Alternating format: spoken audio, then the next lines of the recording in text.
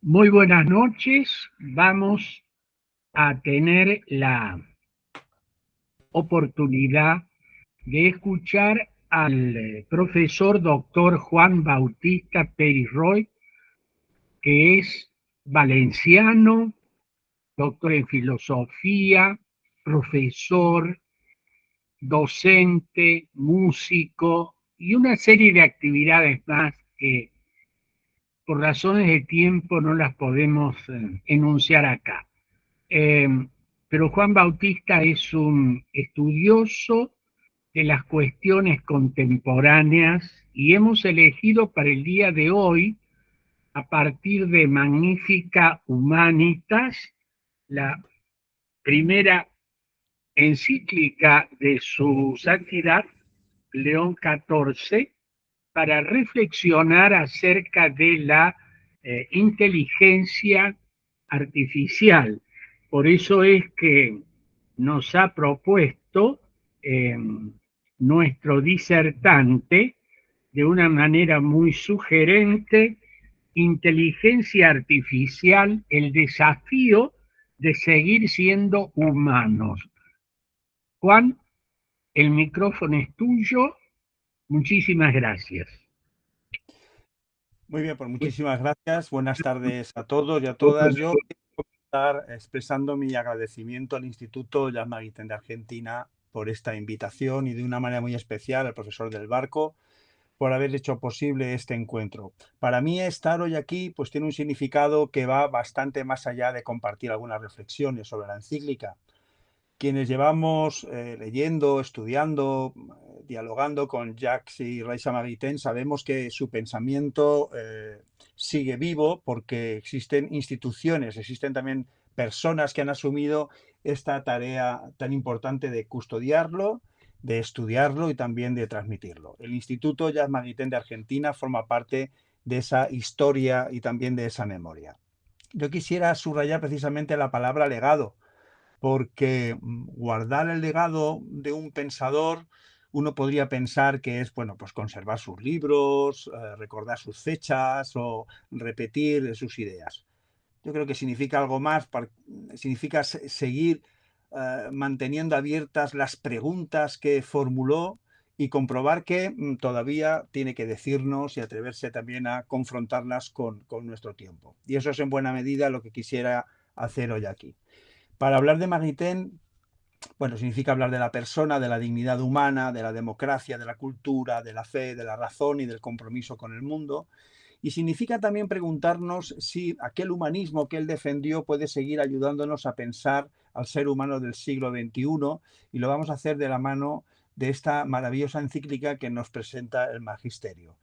Por eso agradezco especialmente poder hacerlo en una institución que ha sido y ha sabido mantener viva esa conversación durante tantos años. Para alguien que ha dedicado una parte importante de su vida intelectual al pensamiento de Jean Maritain, estar hoy con ustedes es sencillamente un privilegio y una alegría. Y quisiera añadir también una circunstancia personal que hace especialmente significativa para mí esta reflexión, ya que tuve el honor de participar como panelista en la televisión pública valenciana, a Punt, durante la visita del Papa León XIV a España. Fueron jornadas intensas en las que pude seguir y comentar públicamente algunos de sus mensajes, de sus gestos y también las claves de una visita que dejó abiertas muchísimas preguntas sobre el papel de la Iglesia, la cultura, la educación y el humanismo en nuestro tiempo. Y de aquella experiencia nace también parte también el interés con el que afronto el proyecto Magnífica Humanitas. Mirar, la editorial PPC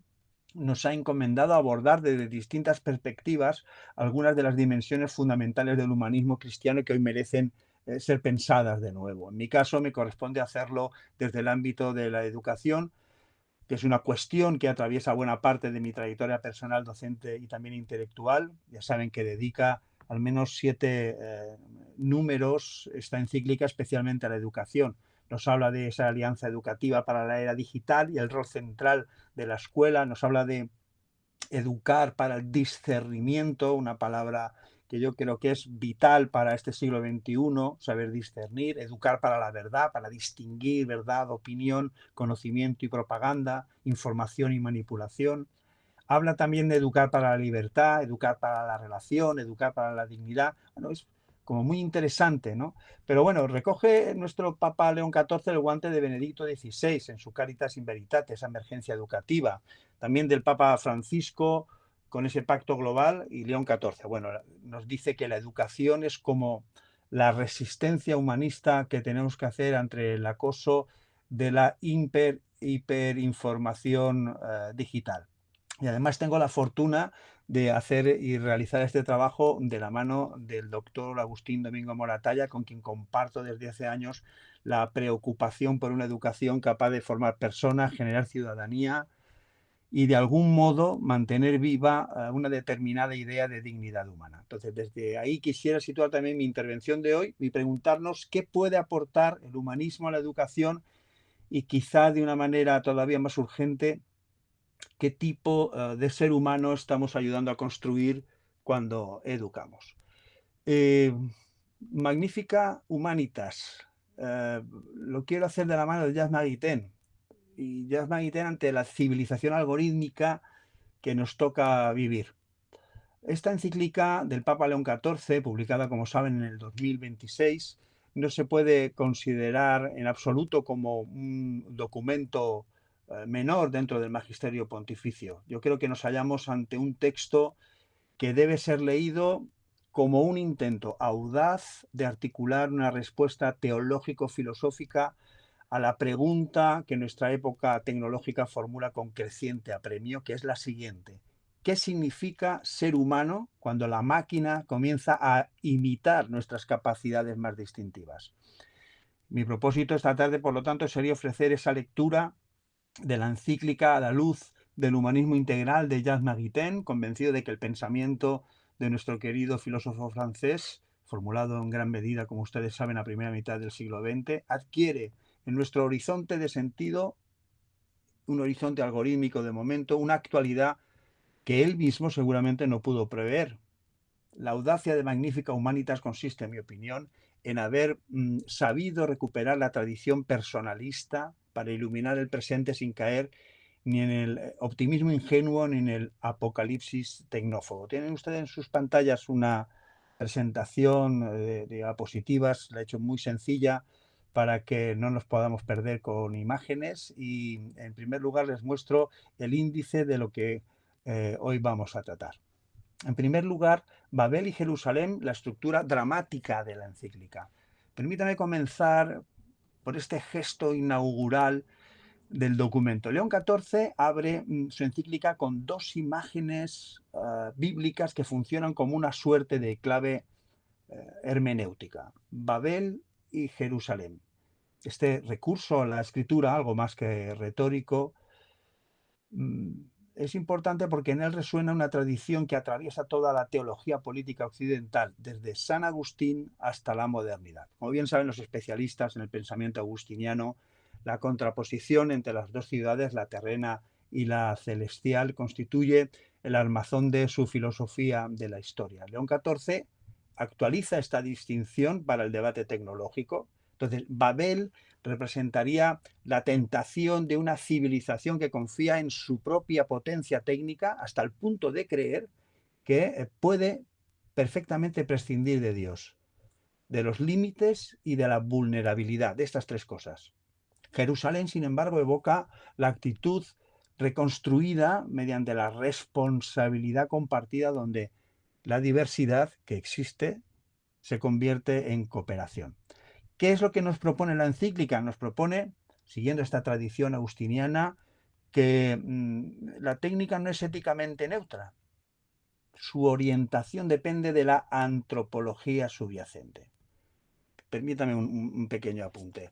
Me he propuesto, bueno, tengo a casi 200 estudiantes durante 9 meses y 25 horas semanales, a los cuales les doy clase de filosofía, y creo que el trabajo que les voy a mandar, saben que en el 2027 sí o sí vamos a tener elecciones, ¿no?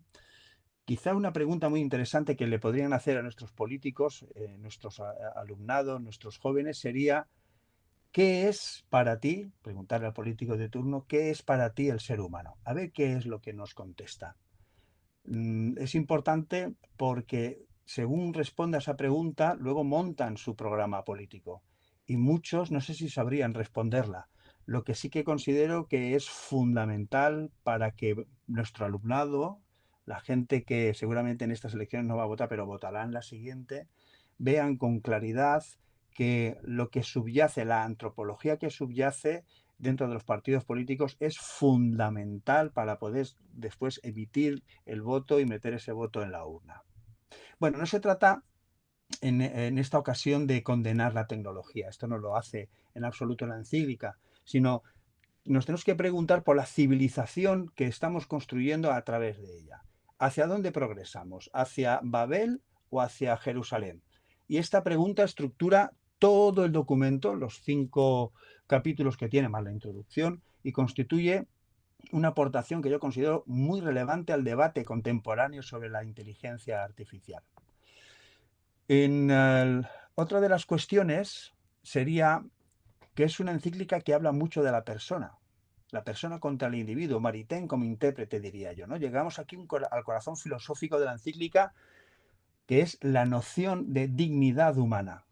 León XIV sostiene que el ser humano posee un valor anterior a sus capacidades, anterior a su productividad, a su reconocimiento social. La dignidad, nos dice el Papa, es recibida, pertenece a la persona, efectivamente, por haber sido querida y creada por Dios. Esta afirmación, que podía parecer como una repetición de lugares comunes del magisterio, adquiere una radicalidad, yo considero que inesperada, cuando se la confronta con el paradigma algorítmico. La máquina puede procesar información sobre el ser humano, imitar su lenguaje, reproducir rasgos de su rostro o de su voz, pero carece de experiencia interior. No ama, no sufre, no espera, no responde moralmente por sus actos. Y esto es importante porque la distinción entre lo que la IA puede simular y lo que la persona es constituye ese núcleo antropológico de la encíclica. Es en este punto donde la filosofía de Maritain se revela como un instrumento de lectura privilegiado. El filósofo francés distingue, como ustedes saben, entre individuo y persona, distinción que, como ha demostrado la investigación reciente, bebe directamente de esta tradición, tanto tomista como agustiniana, ¿no? Es un tema de debate y de investigación interesante. El individuo forma parte de la sociedad y está sometido a esas necesidades materiales. La persona posee una dimensión espiritual que impide que la reduzcamos a una pieza del mecanismo social, político o técnico. Entonces, lo que la encíclica percibe con agudeza, desde mi punto de vista, es que el sistema algorítmico tiende a tratar al ser humano como un individuo estadístico, consumidor, votante, usuario, paciente o sospechoso. El humanismo integral, por el contrario, exige contemplarlo como persona, irrepetible, relacional, libre, vulnerable, y abierto, la persona está abierta a la trascendencia.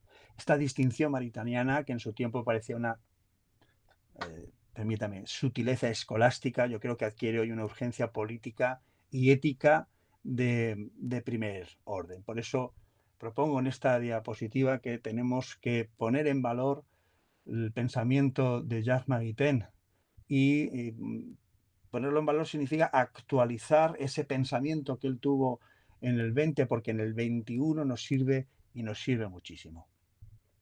El paradigma tecnocrático y sus raíces históricas. León XIV, que como hemos dicho no condena en absoluto la técnica, la considera incluso como una expresión de la creatividad humana.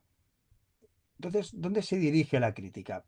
La crítica de León XIV, de esta encíclica, se dirige al paradigma tecnocrático definido como la convicción de que todo problema humano puede resolverse mediante más cálculo, más información y más control. Y esta crítica conecta con una de las intuiciones más profundas de Jacques Maritain. En su análisis del humanismo antropocéntrico, el filósofo francés había advertido que la modernidad, desde el Renacimiento hasta el liberalismo absoluto, había ido construyendo una ciudad sin Dios. Ahora bien, como muestra magistralmente en Humanismo Integral, el problema no es el humanismo en sí mismo, sino esa visión o versión antropocéntrica que hacía que terminaba por reducir al ser humano a una dimensión puramente inmanente y material. Este paradigma tecnocrático, desde esta perspectiva, es la expresión última de ese antropocentrismo desviado. Cuando el cálculo pretende abarcar de forma total y absoluta la totalidad de lo real, cuando la información se convierte en sustituto de la verdad, cuando el control reemplaza a la confianza, lo que estamos es asistiendo al culmen de una trayectoria que Maritain supo diagnosticar ya en su época. Por lo tanto, la inteligencia artificial, en este sentido, no hace sino radicalizar una deriva que la modernidad había ido iniciando años atrás. La encíclica, a mi juicio, enriquece este diagnóstico al señalar una novedad. La concentración de poder que la inteligencia artificial genera en unas pocas empresas transnacionales es algo que tenemos que tener en cuenta. La gobernanza de lo digital, y aquí el documento es especialmente incisivo, diríamos, exige responsabilidad, también exige transparencia y de algún modo una regulación internacional como ya se está dando. ¿Lo decidió el algoritmo? Eso no puede convertirse en una excusa moral o jurídica. Esta afirmación, que puede parecer obvia, supone una revolución en el pensamiento jurídico y político contemporáneo, que está habituado a delegar en sistemas autónomos decisiones con impacto moral. Hablando del bien común y la nueva cuestión social, Maritain sabíamos que entendía el bien común como ese conjunto de condiciones que permiten a las personas desarrollarse de forma plena.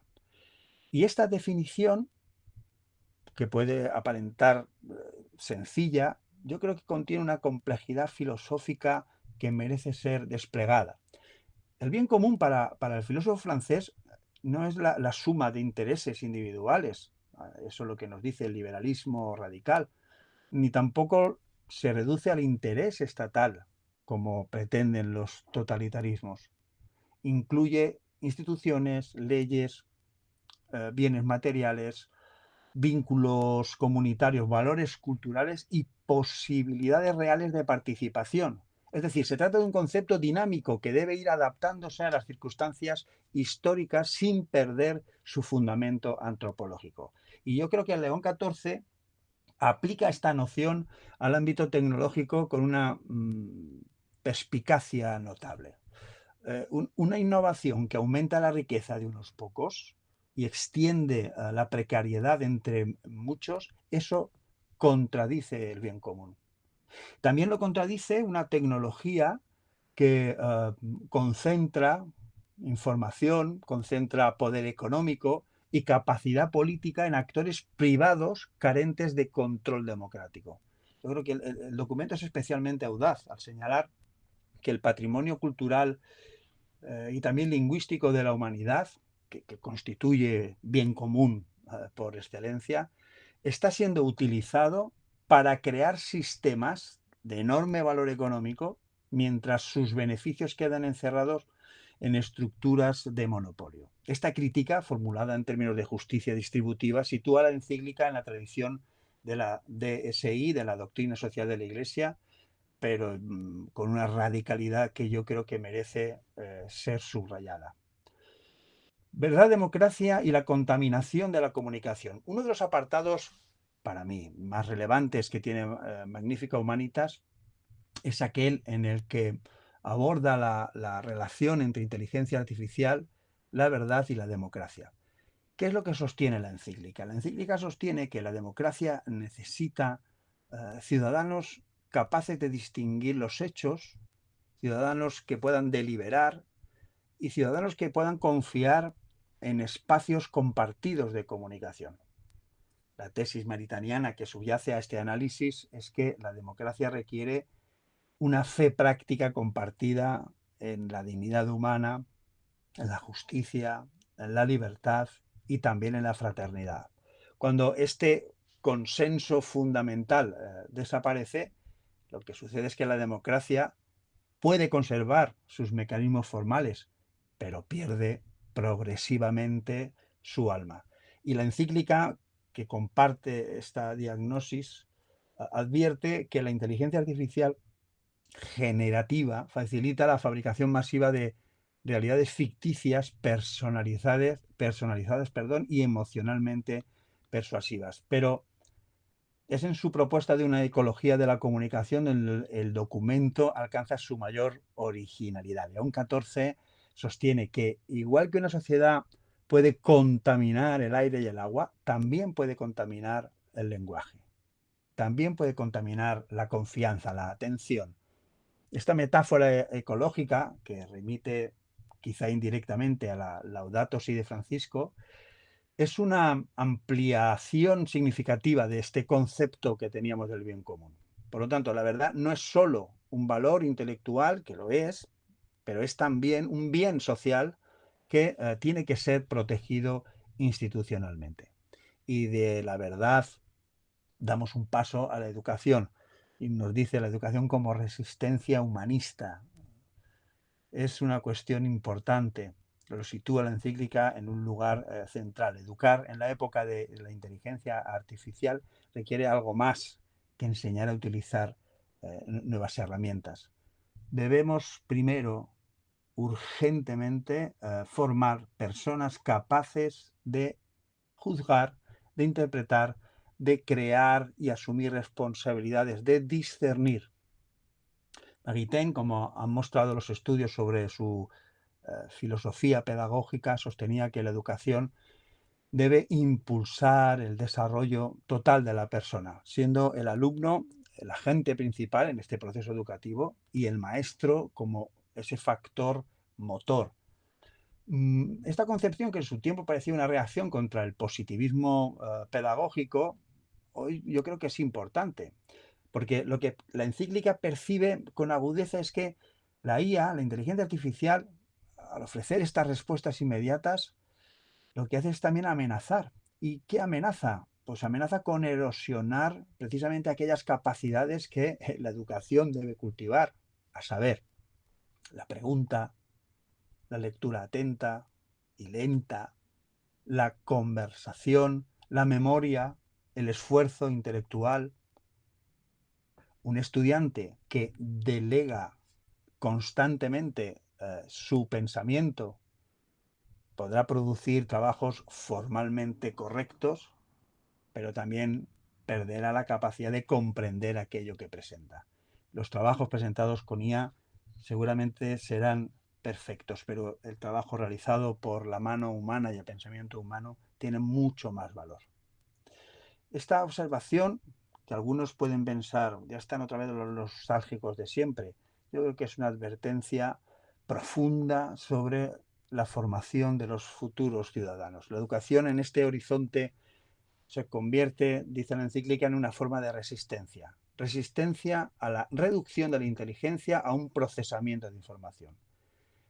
Segundo, resistencia a la sustitución de la comprensión por la respuesta automática. Resistencia a la pérdida de la interioridad en favor de la eficiencia calculable.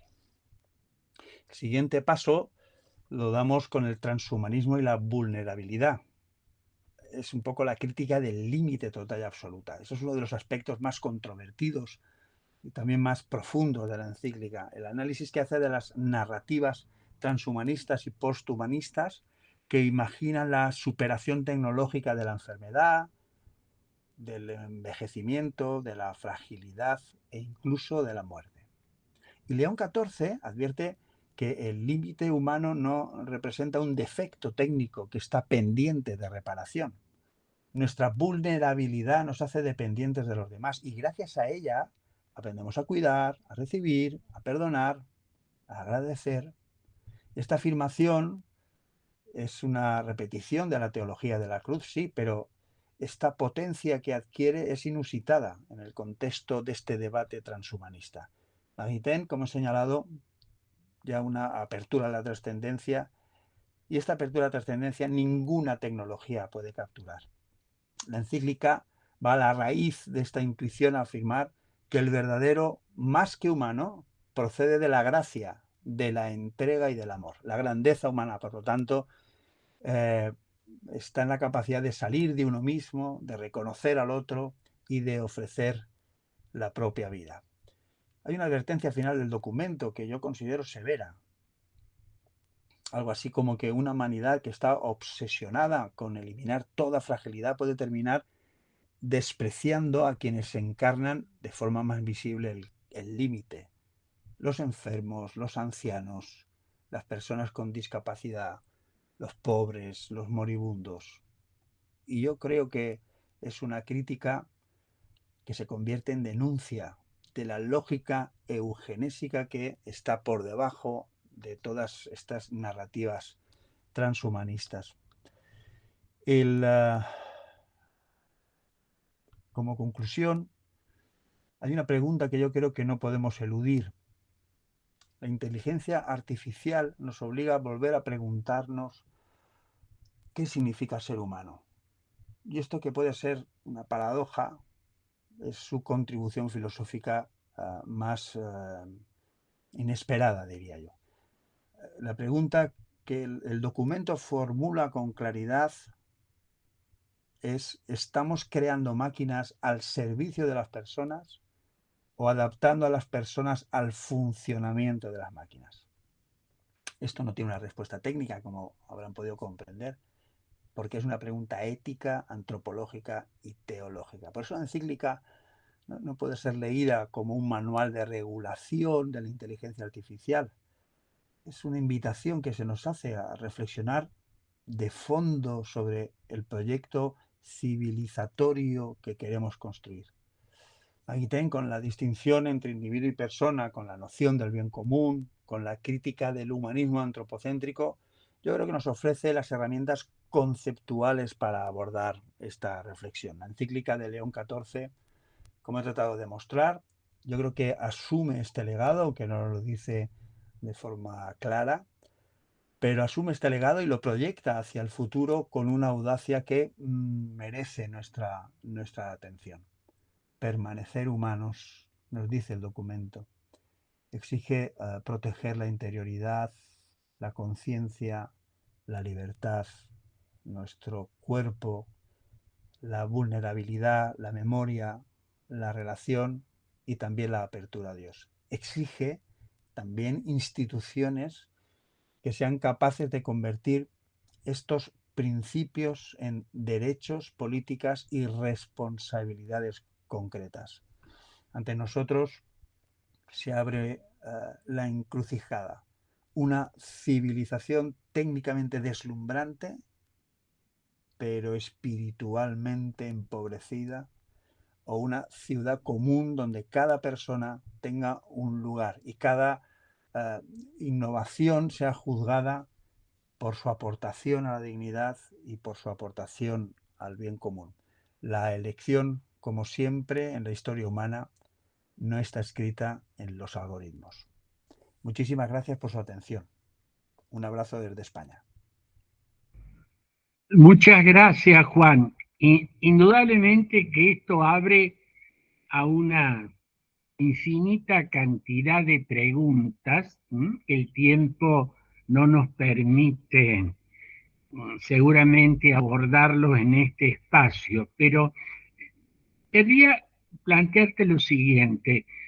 Hay una visión, yo diría, muy pesimista acerca de la inteligencia artificial. Aquellos que dicen, bueno, con esto de alguna manera está todo perdido, porque en pocos años más todo aquello que era obra del esfuerzo y la inteligencia humana será sustituido por esta poderosa tecnología. Y de alguna manera, esta visión que yo diría apocalíptica frente a la inteligencia artificial, eh, me parece que nos puede llevar a bajar los brazos, a decir está todo perdido. No es indudablemente la lectura vos has hecho magníficamente aquí, pero ¿qué podrías decir de esto, Juan? Claro, es muy interesante la cuestión. En un primer momento, la pregunta que estaba antes de publicarse la encíclica era si este documento era un documento ludita. Bueno, pues yo creo que sería un error leer Magnifica Humanitas como un rechazo de la técnica. La tradición tomista, y Maritain forma parte de ella, nunca ha sido antiprogreso, tampoco lo ha sido la Iglesia. Lo que sí que ha ejercido, y yo creo que es lo que nos toca, ejercer una crítica de la modernidad. Y tal vez es lo que realmente hace falta, una voz que recuerde líneas rojas, al mismo tiempo fuerce esa idea de que la técnica al servicio del bien común y de la persona debe contribuir al crecimiento y al progreso moral de la humanidad. Es decir, yo creo que no podemos imaginar una iglesia diciendo apagad esas máquinas. Más bien es una iglesia la que tiene que decir esas máquinas que hemos creado gracias a la creatividad deben servir a la persona y no a... Eh, la iglesia yo creo que aquí se ha adelantado, fíjate, porque ha recuperado una voz profética necesaria para esta humanidad que está en shock, que no ha tenido tiempo ni estómago para asumir el tsunami tecnológico que está padeciendo. Pero los temas de la dignidad humana, el trabajo, la automatización, la IA, la guerra, la vigilancia tecnológica, la ética algorítmica y el impacto antropológico, yo creo que son algunos de los ejes donde nos tenemos que mover los que hacemos una filosofía dentro del humanismo cristiano y buscar dialogar con una realidad tecnológica que nos puede beneficiar muchísimo al ser humano, pero también ser críticos y destapar esos peligros desde una actitud crítica y constructiva. Muchas gracias, Juan. Te planteo una última cuestión. Se dice, y en este tiempo hay voces de distintos lugares, la necesidad de una regulación a nivel internacional de la inteligencia artificial. ¿Crees que es posible, necesaria, útil o perjudicial esta regulación de la que tanto se está hablando? Sí, yo considero que es necesaria una regulación. Europa se adelantó algo en este sentido porque el uso de la inteligencia artificial puede dañar y puede damnificar algunas de las capacidades humanas y eso yo creo que tiene que estar totalmente regulado. Pero lo que no puede suponer esa regulación es atar de pies y manos a por ejemplo, a la investigación. Casi siempre vemos el tema de la inteligencia artificial de algún modo adosado o pegado a la creación literaria, a, cuando empiezan a hacer memes, pero el bien que está haciendo la inteligencia artificial en otros campos, como puede ser la medicina, yo creo que es algo que no podemos obviar. Sí que es necesaria una regulación. Yo, que estamos en contacto con jóvenes, vemos el daño profundo que puede producir la inteligencia artificial, ya que de alguna manera el sistema lo que quiere es que nuestros jóvenes no piensen y bueno, han encontrado en la inteligencia artificial una herramienta muy poderosa porque ha entrado dentro de lo que sería el mundo académico y con un solo clic contestada y han hecho la faena y ha dejado de producirse ese pensamiento, esa lectura, esa capacidad de tener un pensamiento crítico de las cosas. Por ejemplo, el decir que la inteligencia artificial no se puede utilizar en tales casos, yo creo que es una regulación que sí que se tiene que dar, sobre todo si es para la defensa del ciudadano y de las personas que son más vulnerables. Y ahora sí, una última cuestión, Juan Bautista, aprovechando tu gran disponibilidad. Mm. Vos eres un educador nato, estás ejerciendo la tarea educativa todos los días desde hace muchos años.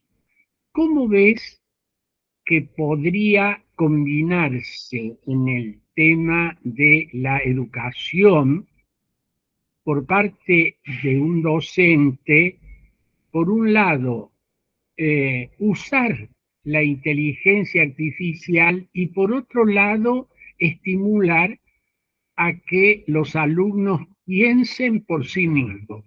A ver, ¿es posible combinar ambas cosas? Totalmente. Yo, por ejemplo, lo que yo ya lo hice el año pasado y ha funcionado magníficamente.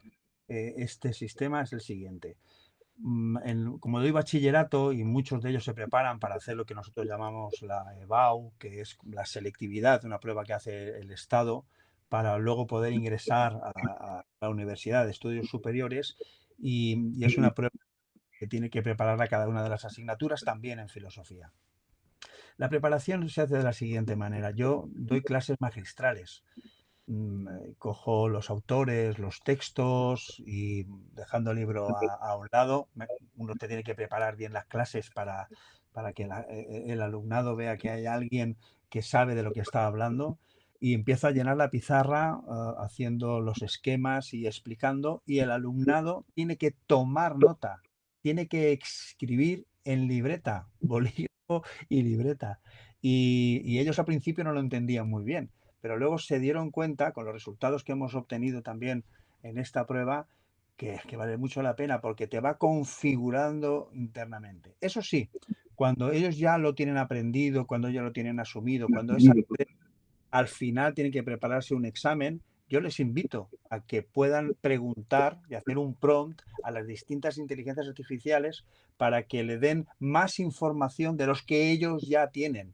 Y esto yo creo que ayuda mucho, porque la idea fundamental que yo les digo es: la inteligencia artificial no es un sustituto, es alguien que te ayuda, pero no te puede sustituir.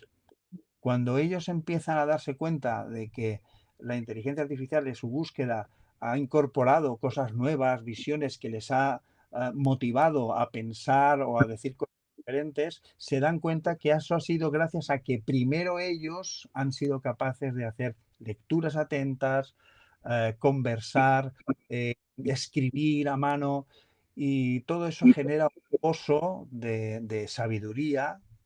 Estamos hablando de chavales de 16, 17 años, pero ellos mismos se dan cuenta que sobre eso la inteligencia artificial sí que les puede ayudar.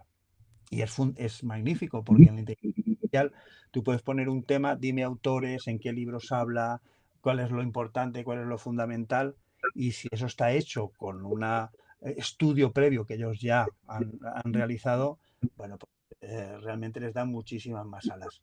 Y esta combinación, por mucho que nosotros lo digamos, tiene que ser así, pero ellos se tienen que dar cuenta. Lo que no puede ser es que el profesor saque de la inteligencia artificial unos ejercicios y unas preguntas, se la mande a los alumnos, el alumnado en su casa o no contesta las preguntas usando la inteligencia artificial, me envían el resultado de esas preguntas con las respuestas que les ha dado la IA, y hay algunos que cogen este resultado de estas preguntas y lo vuelven a poner en la inteligencia artificial para que lo evalúen. Es decir, el humano ha hecho simplemente de transmisor, ¿no? Y esto no sirve absolutamente nada. Pero yo creo que desde esta autenticidad, diciendo que claro que tienen que utilizar la inteligencia artificial y la tienen que utilizar bien, tenemos que ser los primeros, valientemente, hacerles esta oferta, sin duda alguna.